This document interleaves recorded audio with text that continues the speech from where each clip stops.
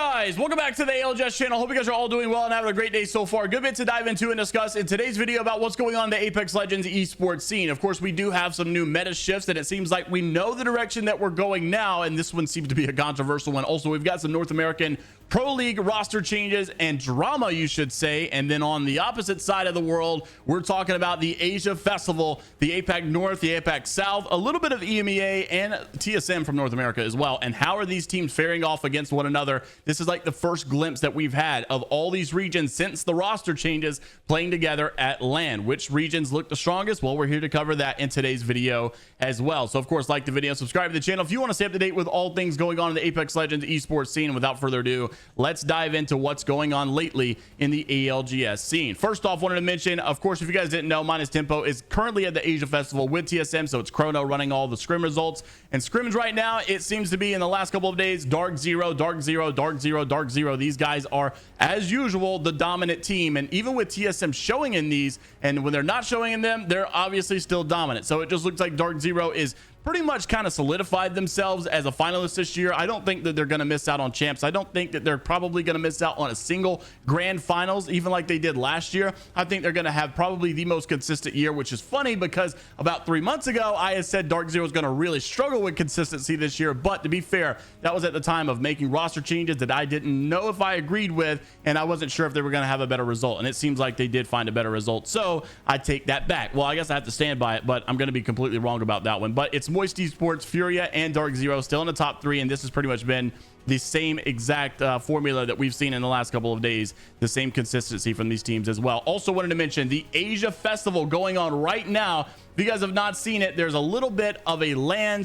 / not so serious ALGS type of thing. But what's so exciting is this is like the first time we've seen these teams go against each other since champs. And of course, there's been a lot changed since these meta updates, and then also a lot of these roster changes as well. So who's doing good? Which regions look the best? And I've got to say, there are some shockers in here. One thing that's not a shocker is TSM is the #1 team again. So all these APAC North roster changes are still not enough to top TSM off. That sounded a little sus, but just go with me here. TSM still the #1 team, looking strong, but it's APAC North reject winning, which is also looking good in their Pro League right now in second place. Then you've got Dreamfire. This one was a shock for me because Dreamfire has been struggling in their Pro League over the last couple of group play matches, but they're doing pretty solid in this one. Third place at the recent LAN event that they're having right now. They've already played 6 games, by the way. This is not the final stats. You'll have 6 more games later on today as well. Alliance in the top 4, and I love this for them. And Alliance, believe it or not, was actually playing with Yuki here, not their new roster with the unlucky controller player who's going to be tagging along. And I think that roster is going to see some great success, but it was just really nice to see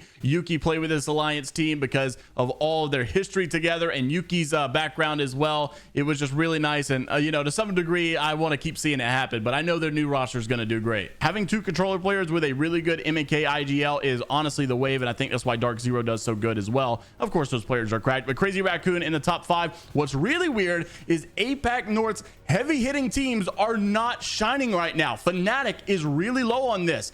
Pulver-X really low on this. Riddle Esports is really low on this, and Northeption also not doing good. I guess Fnatic is not doing horrible, but just really not what I expected. I really anticipated Riddle to be a little bit higher up on this, maybe even Pulver-X as well. Fnatic I anticipated to be in the top 5, but it's still your North American world champions TSM that are the #1 right now. They're absolutely looking great with a 1st place, a 4th place, and another 1st as well. And they're getting a good bit of kills, so really good work for TSM. And Alliance is probably, and Dreamfire, my 2 big shockers here, and I'm pretty glad to see as well. But honestly, APAC North, I think, is still going to have a pretty good year. This is one of the first instances we've had of seeing these teams go off against each other, so we'll see if it progresses throughout the year and as we go to land as well. Also, have a little bit of an update for our ALGS North American roster. You guys remember in the last video we covered Karma getting dropped from this dropped-in gaming team. Well, it looks like things have completely changed and completely flipped. Karma basically said that he got dropped, and everybody was like, okay, he's moving on, going into the challenger circuit. Then he posts that now he's back, and we were all confused. What exactly does this mean? Is he back as in another Pro League team? Is he coming back to drop in gaming? What exactly is going on? Well, then we move on to Stuhni giving his explanation, and he basically says Crook and I will be going to separate ways here. he will be keeping the Pro League spot, even though I built the team. Basically, you could see Stuhni was very frustrated with this and not happy with this decision, but I will be looking for a team for the remainder of the year, and everybody's commenting down below like, that's cooked, that's unbelievable, it makes no sense. Stuhni says you never truly know someone, so insinuating that maybe he got snaked by Crook over here, and very bold claim, obviously, because these guys have been teaming together for quite some time, and then all of a sudden this happens. It was a little bit of a shocker. Stuhni also goes through to say that, in other words, I got dropped from the team. It was Nicewig, it was Noko, it was many others saying, what in the world is going on? Like, what is this play being made? This is unbelievable. Stuhni did say that he's still open to Pro League and the Challenger circuits, so offers are open and DMs are open as well, so we'll see if he lands somewhere. And I just was not expecting this change whatsoever, and of course it's always roster drama that seems to be taking us by surprise over the last couple of weeks, and honestly even this year as well. We saw many changes that we were not expecting, and it seems like a lot is going on behind closed doors that is not being posted to Twitter or not being shown on Twitch. And like he said, you never really know what's going on. So interested to see what you guys have to say about these roster changes, and do you think that these teams, honestly, I'm just wondering, who does Drop In Gaming even get as a new third? And if they're trialing all these people, who is going to be the best fit, and will it even be enough at the end of the day to beat someone like TSM, to beat someone like Dark Zero? I'm not really sure, but I'm interested to see what you guys have to say, because we've also looked at Native Gaming and they had some good success with Luxford trying in there. So obviously here we go. It's always the roster mania that keeps things exciting. I'll see you guys in the next one. Take care of yourselves, and until next time, we'll see you all later, Gators. I think this is gonna be a TSM win. Maybe Riddle not. looking to make a move for it. I like this play a lot from Riddle, but we gotta watch out here. Notstera gets the armor swap nice off. job. If Riddle stays alive here, they can put tons of pressure on TSM. But Rig is really not helping their case. Nice, as Rig picks up two. Oh my god, And there we go. Riddle, full eliminated. Rig actually loses one in the process as well. Here we TSM. go. TSM might take game number one. That's gonna be a 1v3.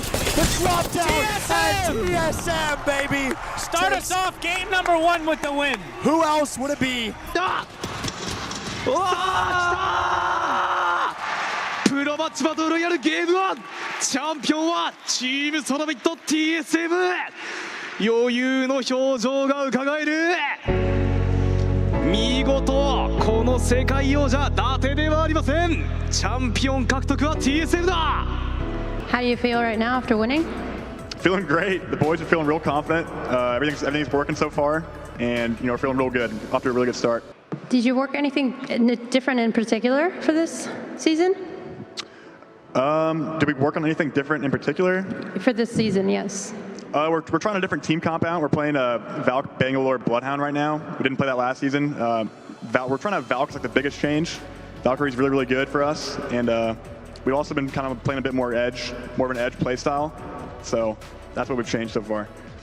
How do you feel right now? Feeling good. Winning the first match is always a good feeling, so yeah, definitely happy. Did you work with your teammates? Did you work something out for this event? Basically what Verhul said, we just swapped up the team comp a little bit. Other than that, just keeping it stable the way we always play. じゃあチャンピオン取った気持ちどうでしょうか How do you feel right now? I personally feel great. We got, win with 10 kills the first game, and honestly it was kind of easy, but yeah. 最高です。10個もキルを得ることができましたし、簡単だったと言ってしまえばいけないんですけれども、簡単でした。Is there any team in particular that you fear? I think DF. I think DF or Fnatic are really good teams and really good fighting teams, so I'd be afraid of them. So how do you want to play your upcoming games? We're going to play the same way, just aggressive edge and looking for a Valkyrie lane in the game. So just sticking to our 3v3 fighting skills and winning most of the fights.